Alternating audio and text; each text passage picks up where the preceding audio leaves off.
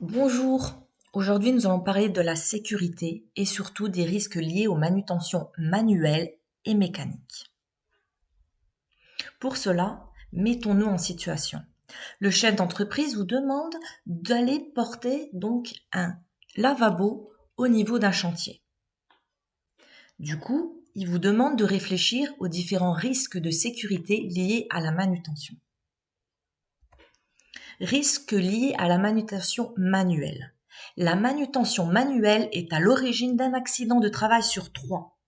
Pour éviter les risques de lombalgie chronique, mal de dos, ou de douleurs articulaires, hernie et sciatique, il faut adapter une bonne position pour lever, poser et déplacer une charge. Les TMS, troubles musculo-squelettiques, représentent la maladie professionnelle la plus fréquente. Manutention manuelle.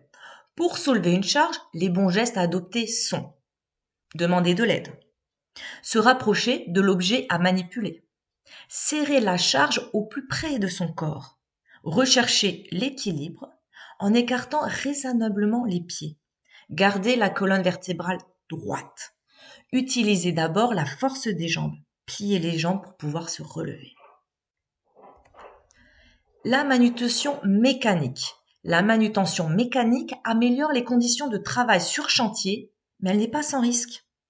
Les principales causes d'accident sont les décrochages de la charge, le basculement de la charge, le coincement des membres supérieurs, la chute d'une partie d'une charge, la chute de hauteur de l'élingueur durant l'accrochage et le décrochage, l'écrasement de l'élingueur pendant le déplacement et l'heurte de l'égalage par le crochet.